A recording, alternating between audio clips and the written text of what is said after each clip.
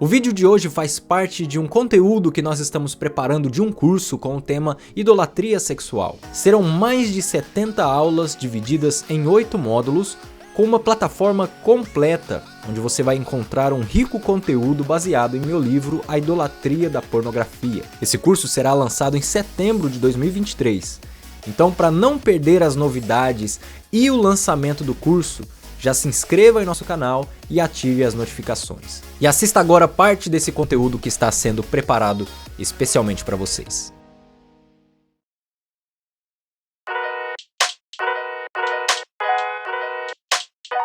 Olá, seja bem-vindo a mais uma aula do nosso curso Idolatria Sexual da Escola de Teologia Firme Fundamento. Nós estamos agora na nossa última aula desse nosso módulo, no qual nós estamos apresentando como que a idolatria ela pode ser também vista na pornografia atualmente. Então nós chegamos na nossa última aula, onde nós vamos falar sobre essa ideia de que o prazer sexual é o bem supremo. Então nós já temos mencionado, existe aquela famosa frase, meu corpo, minhas regras. Isso evidencia então que a pornografia também é um ídolo nos nossos dias. Então vamos lá para a nossa aula de hoje, que é a nossa última aula desse módulo.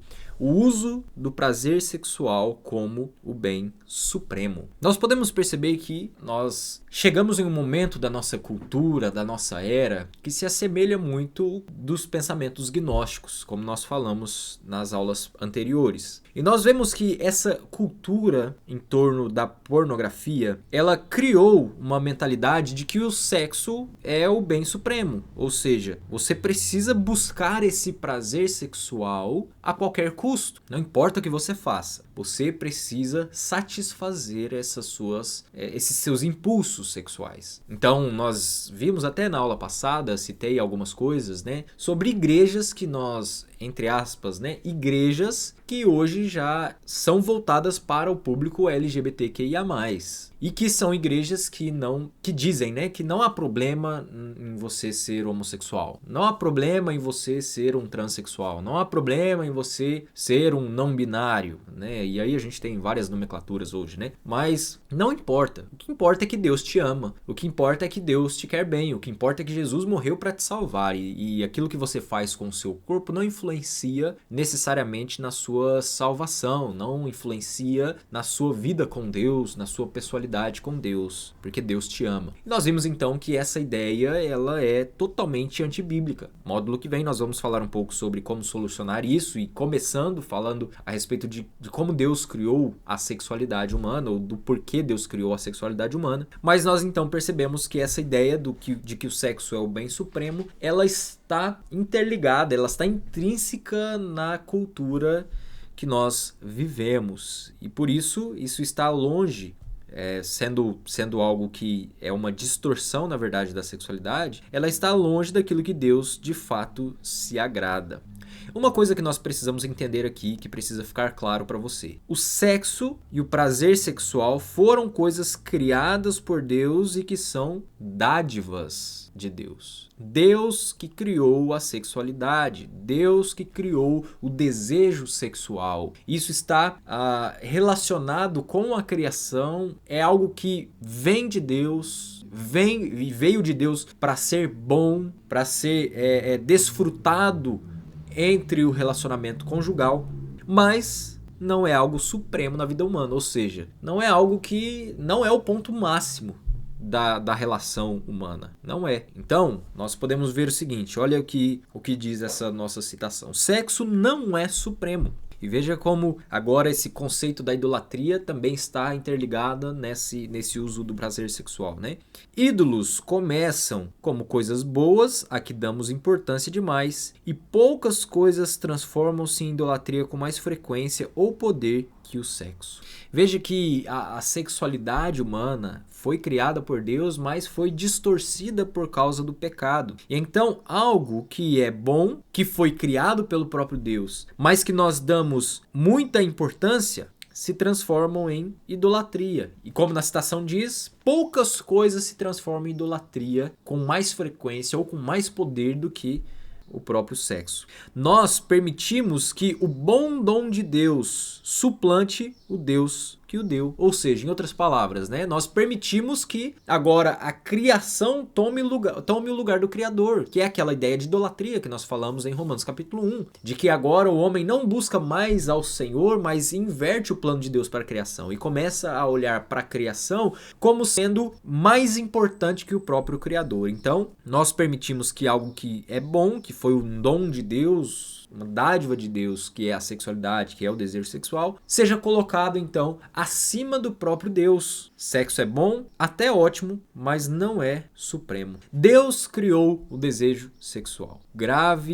isso, grave isso. Não sei se você tinha um conceito diferente a respeito da sexualidade, mas eu quero que isso fique claro para você. O desejo sexual foi algo criado pelo próprio Deus. Deus criou para ser bom. E isso não deve ser algo que tome o lugar do próprio Deus, porque se tomar o lugar de Deus se torna então idolatria. Se torna idolatria. E nós podemos perceber que, de fato, essa idolatria está presente nos nossos dias, no nosso tempo, porque eu não quero falar muito, né? Mas já relembrando, meu corpo, minhas regras, essa é a ideia dos nossos dias. Então nós não devemos usar do desejo sexual de forma imprópria, de forma inadequada, de forma impura. Porque quando assim nós fazemos, nós não estamos buscando aquilo que é bíblico para a sexualidade humana. Deus deixou para nós um padrão, um modelo, um exemplo. Tudo aquilo que foge disso se torna prostituição, porneia, idolatria. A sexualidade foi algo criado por Deus, mas Ele a criou, e veja que já é uma das respostas, né? Uma das coisas que nós precisamos retomar o pensamento, mas Ele criou para o deleite no casamento. Adão e Eva foram criados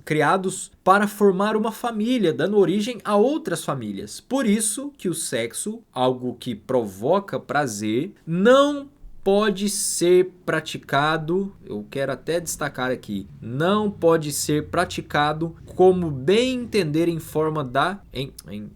nome da felicidade. Ah, mas isso produz prazer. Ah, mas eu sou feliz assim. Eu sou feliz com a minha sexualidade. Eu sou feliz com o meu entendimento a respeito do sexo. Eu sou feliz buscando a pornografia. Eu sou feliz sendo um homossexual. O sexo, o prazer, não pode ser praticado como bem entender em nome da felicidade. Então, por que quando eu falei a respeito de igrejas, né, que são pró-LGBTQIA+, eu não estou dizendo, tá, que você precisa odiar os homossexuais, que você precisa bater em homossexuais, eu não estou falando isso. Nós devemos amá-los assim como nós amamos qualquer um outro. A ordem de Deus é amar o próximo como a si mesmo. Então eu não estou dizendo que você precisa fazer o mal, praticar o mal contra essas pessoas. Mas o que eu estou dizendo é: Deus tem um padrão para o prazer sexual, tem um padrão para o relacionamento sexual e ele não pode ser distorcido a bem da felicidade. Então, se eu sou feliz assim como eu sou feliz com a minha sexualidade, eu sou feliz buscando a pornografia, eu sou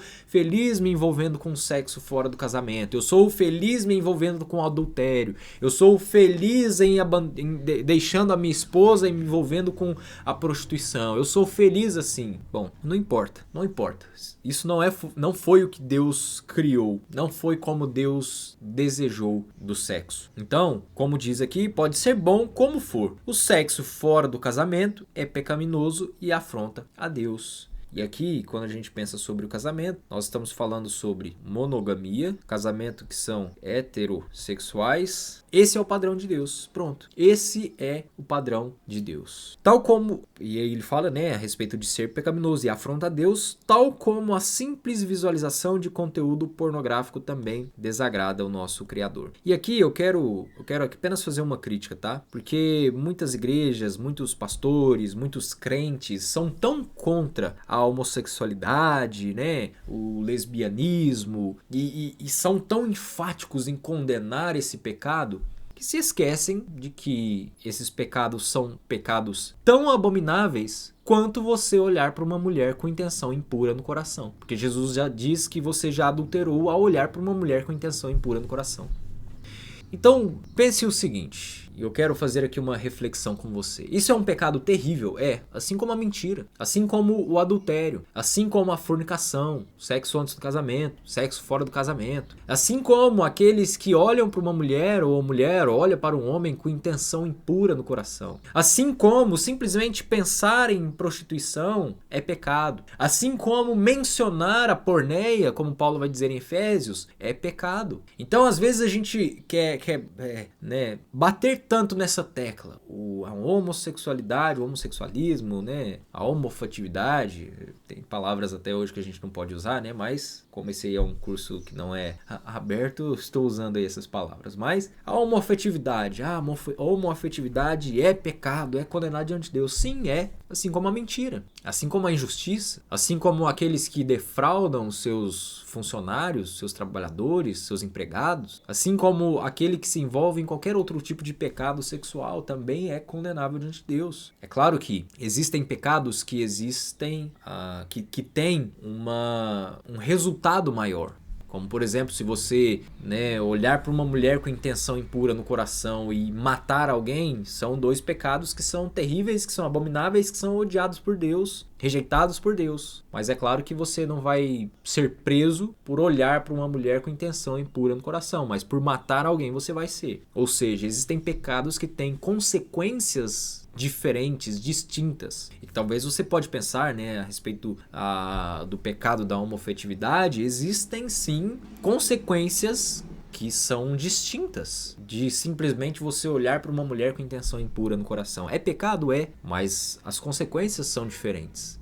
Enquanto um está apenas no campo do pensamento, o outro talvez se envolva mais nessas questões da prática, você vai encontrar consequências que são diferentes, mas o pecado continua sendo pecado. Seja ele, entre aspas, no nosso entendimento maior ou menor, Deus abomina, Deus odeia. Acho interessante Provérbios quando diz que Deus, essas 6 coisas o Senhor odeia e a 7ª a sua alma abomina. E aí ele começa a lista dos pecados ali: olhos altivos, língua mentirosa, mãos que derramam sangue inocente, pés que se apressam para o mal. E aí o pecado que Deus abomina é aquele que semeia contenda entre irmãos. Veja que ali não trata sobre nenhum pecado relacionado à sexualidade, mas aquilo que Deus abomina, como a Bíblia vai dizer, é aquele que semeia contenda entre irmãos. Então, claro, você tem consequências que são diferentes em certos tipos de pecado, mas também não deixa de ser pecado. Não é porque você não se envolve com uma prática homossexual, mas se envolve com a pornografia, que significa que Deus vai trazer menos peso sobre o seu pecado do que sobre o outro.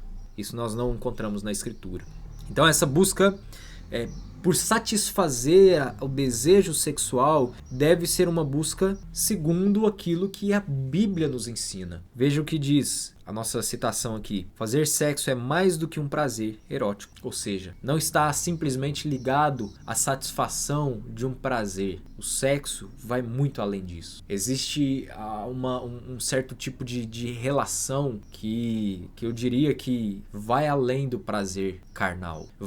E quando eu digo prazer carnal, eu não digo no sentido de pecado, tá? Quando eu falo que a gente está falando a respeito daquilo que a Bíblia estabelece para a sexualidade humana. Um prazer que é físico. Vou melhorar aí a palavra, porque aí você pode talvez pensar que prazer carnal esteja dizendo sobre pecados. Não. Aqui agora, nesse contexto, nós estamos falando sobre aquilo que a Bíblia mesmo, ou que Deus mesmo estabelece para a sexualidade humana. Então, o sexo é muito mais do que isso. É muito mais do que um prazer que nós podemos sentir no nosso corpo. O sexo estabelecido por Deus. Então, e existe algo além disso. Existe algo que é precioso nisso, porque foi Deus mesmo quem criou. Então, essa sexualidade humana, nossa busca, ela não deve ser feita de forma abusiva, descontrolada e imoral. Deus não criou nada para que fosse mal, mas sim para que fosse bom, inclusive o desejo sexual. Desejo sexual é pecado. Não. O desejo sexual, claro, dentro dos padrões bíblicos, Deus mesmo foi quem estabeleceu. É claro que tudo que foge disso, o que foge daquilo que Deus estabeleceu, que nós vamos falar na nossa próxima aula, tá? Nas nossas próximas aulas, é claro que se torna em pecado. Mas o prazer sexual foi algo que Deus criou para ser bom. E quando o homem, então, se entrega a essa promiscuidade, a essa prostituição, ao pecado da porneia, ele está fazendo nada mais, nada menos do que algo que o próprio diabo se agrada. Algo que o próprio diabo destruiu e perverteu usando as suas artimanhas para que então nós fugíssemos daquilo que o próprio Deus criou para a sexualidade. E veja o que John Piper diz: Satanás não cria o desejo sexual, ele usa, ou mais precisamente, ele abusa dele. O diabo não foi o diabo que criou a sexualidade, foi o próprio Deus. Mas o que ele faz? E o que ele fez, né, a partir do pecado? Ele começa a usar o desejo, abusar, né, como ele vai dizer aqui na linguagem. Ele começa a abusar do desejo sexual para então nos afastar daquilo que o próprio Deus estabeleceu para a sexualidade humana. Continuando, o objetivo do próprio diabo é mostrar ao homem de que o prazer sexual é o bem supremo, ou seja, meu corpo, minhas regras. Não importa o que eu faça. Se eu estou tendo algum tipo de satisfação sexual, eu estou no caminho certo. Porque eu faço, na verdade, aquilo que está intrínseco, aquilo que está ligado a mim. Então, essa busca pelo prazer sexual se torna pecado. Essa busca pelo prazer sexual como sendo algo supremo, algo que é o suprassumo da vida, se torna algo pecado. Deus criou de fato para que a sexualidade fosse, e é, como ele diz, bom. Viu Deus todas as coisas que fez e viu que era muito bom. Mas, quando nós buscamos a pornografia, nós estamos querendo satisfazer aquilo que é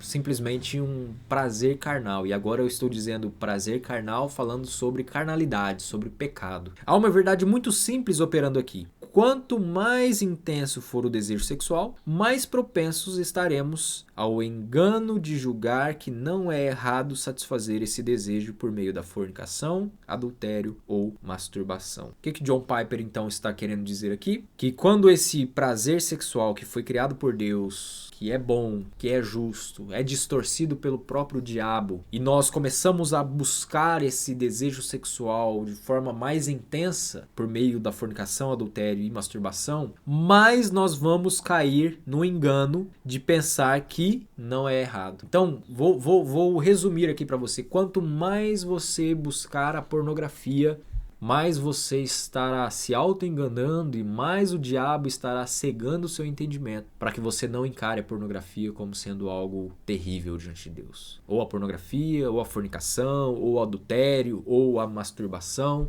Porque o que Satanás quer é justamente isso, é distanciar você da pureza que Deus estabeleceu para a sexualidade humana. É isso que o diabo quer. Ele quer te afastar. E eu acho interessante, agora eu não vou lembrar não me lembro se foi um vídeo, se foi um artigo que eu assisti do John Piper, mas ele vai dizer o seguinte, que às vezes a gente coloca muitas desculpas, né, quando vai falar sobre a pornografia, né? Mas eu não consigo lutar, não consigo vencer a pornografia, eu não consigo abandonar a pornografia. E aí a gente começa a colocar muitos empecilhos, como se a gente não conseguisse vencer a pornografia. E aí ele dá um exemplo, e eu lembro muito bem desse exemplo. Agora eu não sei se foi em algum artigo ou se foi em algum vídeo que eu assisti dele. Talvez você até já tenha visto isso que eu vou mencionar. Mas ele vai dizer o seguinte: imagine só que você está prestes a buscar a pornografia. E aí você sempre tem essa desculpa: mas eu não consigo vencer a pornografia. Imagine que você está prestes a assistir um vídeo, a se masturbar ou coisas desse tipo. E alguém chega diante de você com uma arma, aponta uma arma para sua cabeça e fala assim: se você fizer, eu te mato.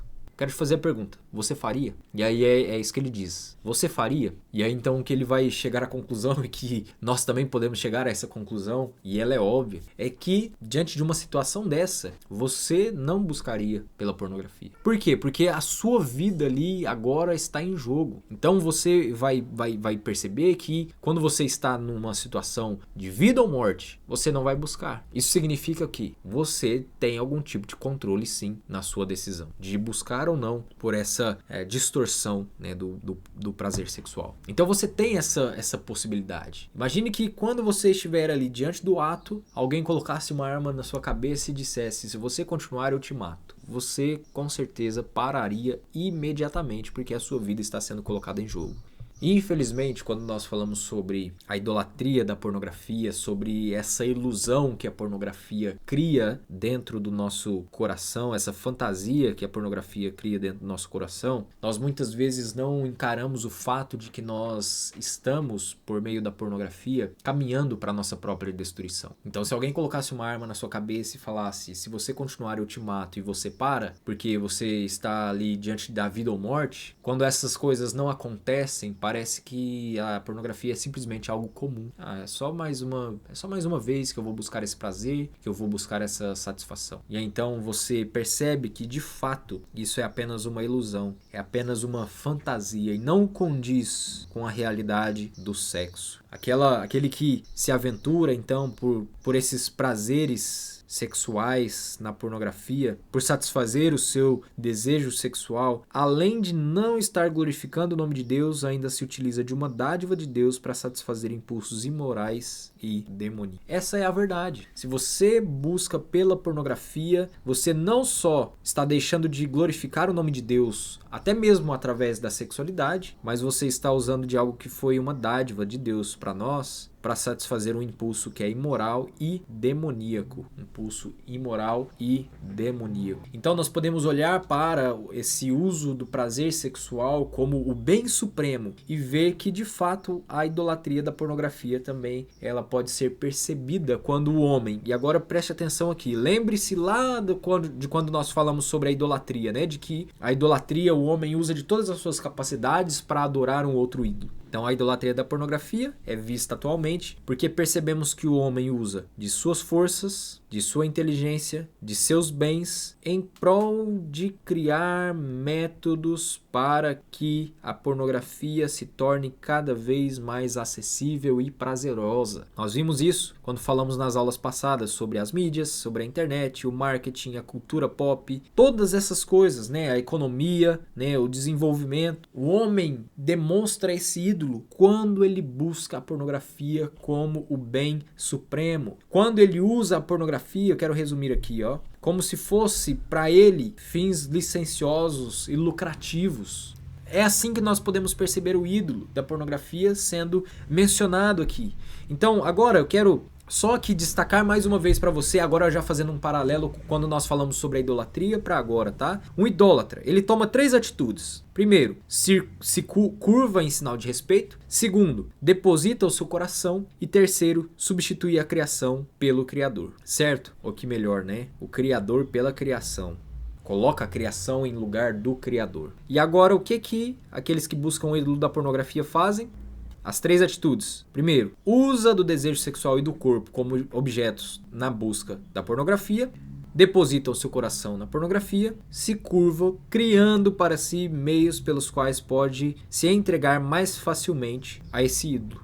Ou seja, tudo que alguém que se envolvia com a idolatria no passado fazia, aquele que se envolve também na idolatria da pornografia faz exatamente as mesmas coisas. Envolve todo o seu ser na busca pelo seu ídolo, envolve todas as suas capacidades, os seus recursos, a sua inteligência, o seu conhecimento para buscar então o ídolo da pornografia. A nossa cultura está em volta, em torno de uma mentalidade, de uma sexualidade vazia, própria, algo que é fantasioso. Quando você busca pela pornografia, você também está se envolvendo com isso. Você está buscando algo que é ilegítimo. Você está olhando para uma mulher, um homem que não é o seu marido, não é a sua esposa. Você está buscando algo que Deus não permitiu.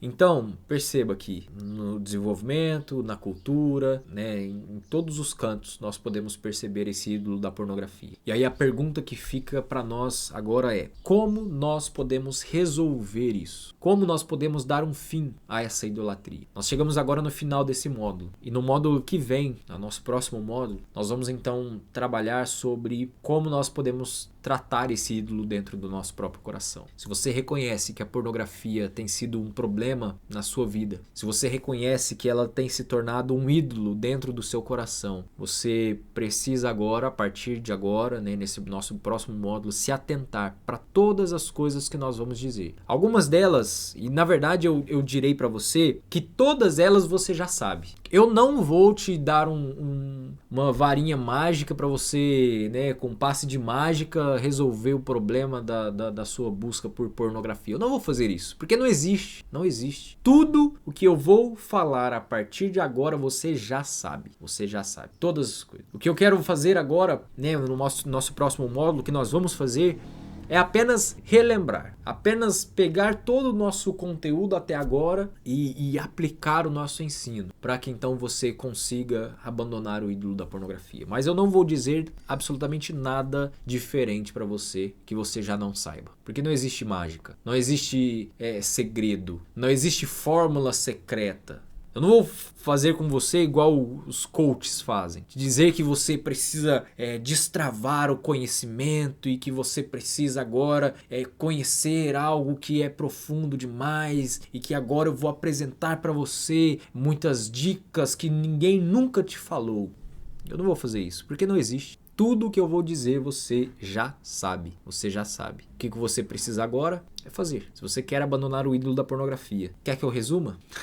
Vou resumir aqui antes da gente começar o módulo. Bíblia, oração, jejum, Deus, santidade, pureza. Não existe fórmula secreta. Se você não buscar ao Senhor, como já dissemos no passado, você poderá abandonar um ídolo por outro. Você poderá até conseguir vencer a pornografia, mas vai adotar outro ídolo dentro do seu coração. E não é isso que nós queremos. Nós queremos que você entenda que a pornografia é um ídolo, assim como várias outras coisas se tornam também ídolos no nosso coração. Mas que Deus precisa ter a primazia. Deus precisa preencher aquilo que de fato está ali no altar do nosso coração. Porque é Ele que vai trazer então satisfação para nós. Espero que até aqui você tenha compreendido. Se você tem alguma dúvida, quer fazer algum comentário, deixe aí abaixo. Nós vamos mantendo contato, né? Vou responder também algumas das dúvidas de vocês, né, no campo, no nosso módulo extra. E fique aí com essa nossa meditação. Depois leia todo o material, releia, estude novamente, leia todos os textos bíblicos que nós já falamos. Eu espero que de alguma forma você esteja sendo edificado, né? Você esteja, de alguma forma, esteja contribuindo para seu conhecimento